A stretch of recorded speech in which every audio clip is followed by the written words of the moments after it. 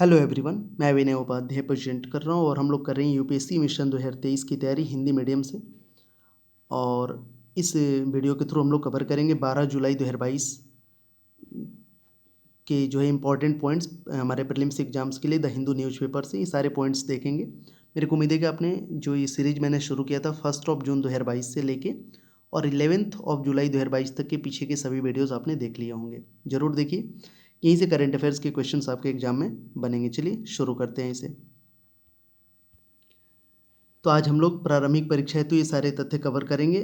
Azores high, आचार्य प्रफुल्ल चंद्र रॉय, जमानत अधिनियम, सुरक्षित और सतत अंतरिक्ष संचालन और प्रबंधन हेतु इसरो की प्रणाली, इंडिया स्टैक नॉलेज एक्सचेंज कार्यक्रम, ये सारे हम लोग देखेंगे। इसके अलावा ये सारे पॉइंट्स कवर करेंगे हम।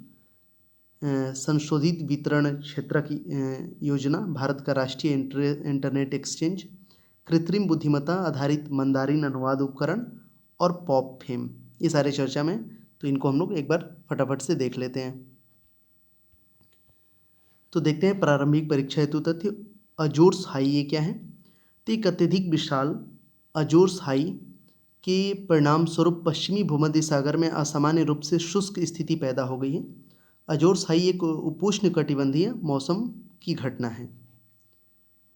इसमें क्या होता है बेसिकली, तो अजोर्स हाई एक उपोष्ण कटिबंधीय उच्च दबाव प्रणाली है जो सर्दियों के दौरान पूर्वी उपोष्ण कटिबंधीय, उत्तरी अटलांटिक और पश्चिमी यूरोप में विस्तृत हो जाती है। यह उपोष्ण कटिबंधीय उत्तरी अटलांटिक में प्रति चक्रवातीय हवाओं से जुड़ा है। यह उपोष्ण कटिबंधीय क्षेत्रों में शुष्क हवा के नीचे उतरने से निर्मित होती है और हैडली सर्कुलेशन के नीचे की शाखा के अनुरूप होती है। तो यहाँ से आप देख सकते हैं अजोर्स हाई, ये Atlantic ocean, US, Caribbean sea. तो इसको जरूर देखना, ये बड़े इंपॉर्टेंट है।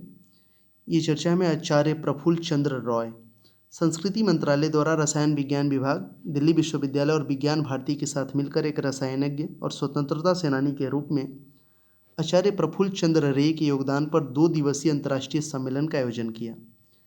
पीसी रॉय, इनको बोलते हैं। प्रफुल्ल चंद्र रॉय के बारे में अगर बात करें तो आचार्य प्रफुल्ल चंद्र रॉय भारत में रसायन विज्ञान के जनक माने जाते हैं। वे एक सादगी पसंद तथा देशभक्त वैज्ञानिक थे जिन्होंने रसायन प्रौद्योगिकी में देश के स्वावलंबन के लिए प्रतिम प्रयास किए। इनके योगदान को अगर हम लोग बात करें तो इन्होंने कई महत्वपूर्ण रसायन यौगिक की खोज की। उदाहरणतः मर्क्यूरस नाइट्राइट, प्रसिद्ध विज्ञान पत्रिकाओं में 150 से अधिक शोध पत्र प्रकाशित, उदाहरण के लिए जैसे journal of the chemical society of London. रसायन विज्ञान पर कई पुस्तकें लिखी, उदाहरण है इसका एक बंगाली रसायनज्ञ का जीवन और अनुभव। इन्होंने Bengal chemical and pharmaceutical works की भी स्थापना की थी। तो ये पीसी रॉय, तो इनके बारे में ज़रूर एक बार देख लेना। नेक्स्ट आगे बढ़ेंगे। जमानत अधिनियम क्या है? तो सुप्रीम कोर्ट ने सरकार को जमानत देने को कारगर बनाने के लिए जमानत अधिनियम, बेल एक्ट की प्रकृति में एक विशेष अधिनियम पेश करने की सिफारिश की है। जमानत क्या होता है? बेल, तो एक प्रतिवादी सशर्त रिहाई होती है जिसमें प्रतिवादी द्वारा आवश्यकता पड़ने पर अदालत में पेश होने का वादा किया जाता है। आधुनिक कानूनी प्रणालियों में जमानत का मुख्य उपयोग किसी गिरफ्तार और अपराध के आरोप में लंबित मुकदमे की स्वतंत्रता को सुरक्षित करना है। हालांकि इसका उपयोग कुछ मामले में सजा की अपील के लंबित रहने तक रिहाई को सुरक्षित करने के लिए भी किया जा सकता है। तो जेल नहीं जमानत, bail and not jail, supreme court द्वारा बनाया गया एक मूल नियम है। जमानत एक अधिकार है, एक एहसान नहीं है। सीआरपीसी की धारा 436 के अनुसार यदि आरोपित अपराध जमानती है तो आरोपी अधिकार के मामले में जमानत का हकदार है। तो बेल एंड नॉट जेल, ये देख लीजिएगा इसके बारे में भी। सुरक्षित सतत अंतरिक्ष संचालन और प्रबंधन हेतु इसरो की प्रणाली।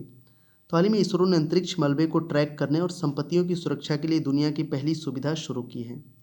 सुरक्षित और सतत अंतरिक्ष संचालन और प्रबंधन हेतु इसरो की प्रणाली, ISRO system for safe and sustainable space operation and management, IS4M, जो है अंतरिक्ष संपत्तियों की सुरक्षा सुनिश्चित करने और राष्ट्रीय विकास के लिए बाहरी अंतरिक्ष के उपयोग को बनाए रखने के लिए इसरो का समग्र दृष्टिकोण है।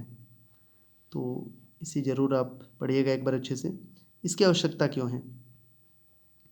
तो पृथ्वी की कक्षाओं की बढ़ती भीड़ बड़े मलबे के बीच टकराव का खतरा पैदा करती है, जिससे आगे टकराव की स्वतः बढ़ती प्रक्रिया को देखने को मिल सकती है।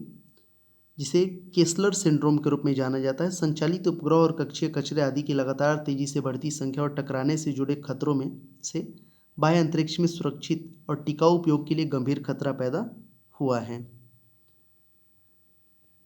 बाहरी अंतरिक्ष में सुरक्षित और टिकाऊ अभियानों के प्रभावी प्रबंधन के लिए अंतरिक्ष की वस्तुओं के अवलोकन एवं निगरानी, कक्षीय निर्धारण के लिए अवलोकन, वस्तु लक्षण वर्णन और सूचीकरण, अंतरिक्ष पर्यावरण के विकास का विश्लेषण, जोखिम का आकलन और उसे दूर करने, डेटा का आदान प्रदान तथा भागीदारी से संबंधित विविध क्षेत्रों को शामिल करने हेतु IS-4OM काफ़ी महत्वपूर्ण है। तो देख लीजिएगा इसको। पूरा नाम है ISRO system for safe sustainable space organisation management. अभी कौन है इसरो के चेयरमैन, कमेंट सेक्शन में बताना आप। यही है IS-4OM, ये पूरा नाम हो जाएगा ISRO system for safe and sustainable space operation management. Next है अगला पॉइंट हमारा इंडिया स्टैक नॉलेज एक्सचेंज कार्यक्रम। इंडिया स्टैक नॉलेज एक्सचेंज कार्यक्रम हाल ही में आयोजित किया गया था। इंडिया स्टैक ओपन API यानी एप्लीकेशन प्रोग्रामिंग इंटरफेस दो एप्लीकेशन को एक दूसरे से परस्पर क्रिया करने की अनुमति देता है और डिजिटल पब्लिक गुड्स का एक सेट है। इसका उद्देश्य जनसंख्या स्तर पर पहचान, डेटा और भुगतान की आर्थिक प्राथमिकताओं को अनलॉक करना है। इंडिया स्टैक में शामिल हैं आधार, UPI, कोविन, डिजिलॉकर, आरोग्य सेतु, उमंग, दीक्षा और ई-संजीवनी। इंडिया स्टैक के लाभ तो ये global digital public goods, open source software, open AI model, open data जो गोपनीयता का पालन करता है और साथ ही सामाजिक आर्थिक लक्ष्यों को प्राप्त करने में मदद करता है, में योगदान देगा। डिजिटल शासन पारदर्शिता, दक्षता और जवाबदेही में वृद्धि करेगा। डिजिटल नवाचारों को बढ़ावा देने में मदद करेगा।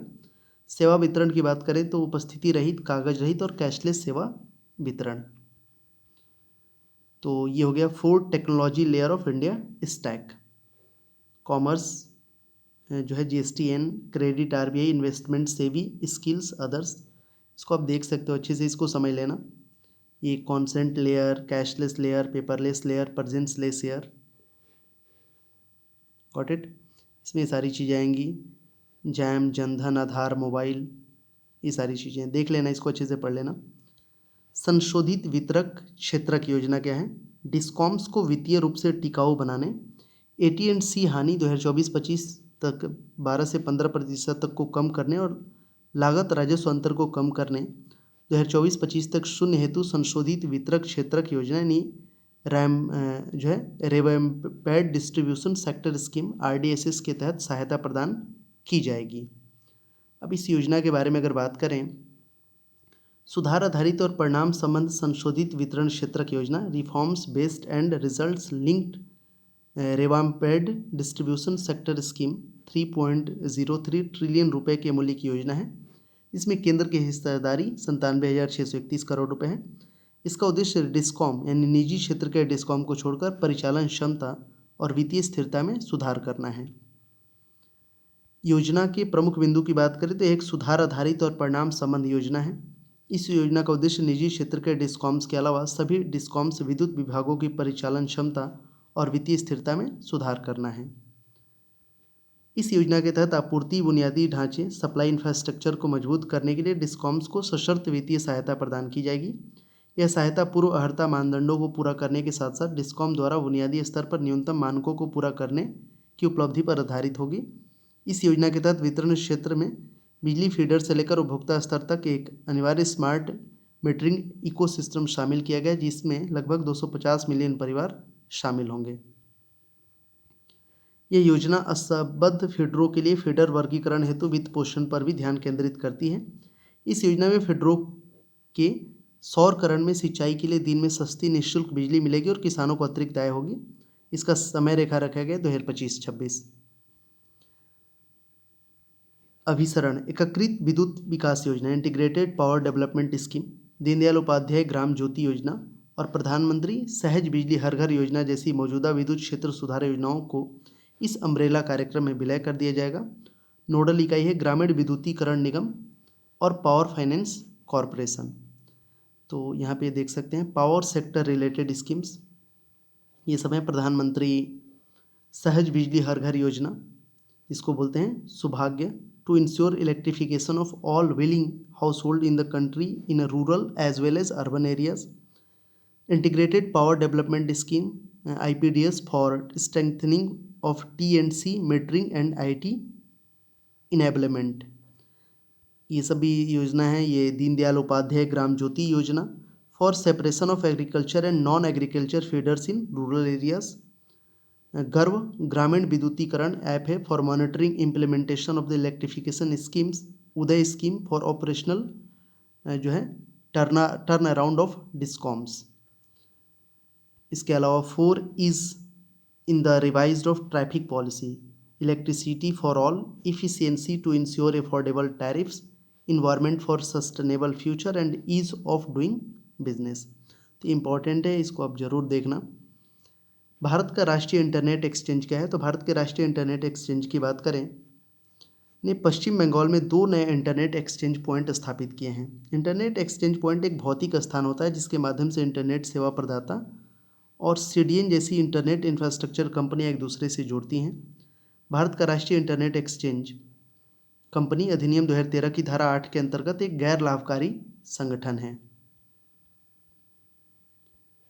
यह वर्ष 2003 से भारत के नागरिकों को निम्नलिखित गतिविधियों के माध्यम से इंटरनेट के बुनियादी ढांचे को फैलाने के लिए काम कर रहा है। इंटरनेट एक्सचेंज जिसके माध्यम से विभिन्न ISP और डेटा सेंटर के बीच इंटरनेट डेटा का आदान प्रदान किया जाता है। IN.IN registry, IN country code domain का प्रबंधन व संचालन और भारत के लिए भारत IDN डोमेन। What is NIXI? National Internet Exchange of India. तो ये क्या है? It was set up for pairing of ISPs among themselves for the purpose of routing the domestic traffic within the country, for reduced bandwidth charges for ISPs by saving on international bandwidths, or for better quality of service for ISPs। ये सारे point है। Next है कृत्रिम बुद्धिमत्ता आधारित Mandarin अनुवाद उपकरण। Context क्या है? तो भारतीय स्टार्टअप द्वारा विकसित आर्टिफिशियल इंटेलिजेंस आधारित उपकरणों को LAC के साथ तैनात किया जाएगा। एक ऑफलाइन हेल्ड भाषा अनुवाद प्रणाली है जो आर्टिफिशियल इंटेलिजेंस पर आधारित है। रक्षा में आर्टिफिशियल इंटेलिजेंस के उपयोग के लिए परियोजनाएं, तकनीकी विकास कोष परियोजनाएं, डेयर टू ड्रीम प्रतियोगिता और रक्षा उद्योग अकादमी उत्कृष्टता केंद्र। निजी क्षेत्र से आने वाले 70% योगदान के साथ वित्त वर्ष 2021-22 में भारत के हथियारों और रक्षा प्रौद्योगिकियों के निर्यात ने रिकॉर्ड 13,000 करोड़ रुपए को छुआ। निर्यात मुख्य रूप से अमेरिका, फिलीपींस, अन्य SE एशियाई देशों के साथ साथ पश्चिम एशिया और अफ्रीका को होता है। पॉप फेम ये क्या है?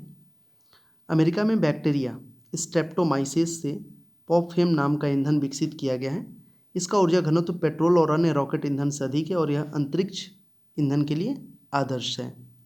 पॉप फेम, तो ये भी इम्पॉर्टेंट है। तो बेसिकली इसमें हमने 12 जुलाई 2022 के रिगार्डिंग सारे इंपॉर्टेंट पॉइंट्स हमने देख लिए प्रीलिम्स एग्जाम्स के। तो एक बार देख लेना, रिवाइज करना, कुछ जो इंपॉर्टेंट्स लगे उसको अपने पास रख लेना, अदरवाइज सबको साइड कर देना। Thank you so much for watching this video. और हमारी तैयारी ऐसे ही आगे चलती रहेगी UPSC मिशन 2023 के लिए हिंदी मीडियम से। आप हमें सोशल मीडिया पे भी फॉलो कर सकते हैं, टेलीग्राम ग्रुप है, इंस्टाग्राम पर भी हूँ मैं, फेसबुक पे भी हूँ, तो आप कर सकते हैं। Thank you so much. मिलते हैं नेक्स्ट वीडियो के साथ, तब तक के लिए बाय, टेक केयर। पीछे की ज़रूर सभी वीडियोस को रिवाइज करते रहिए।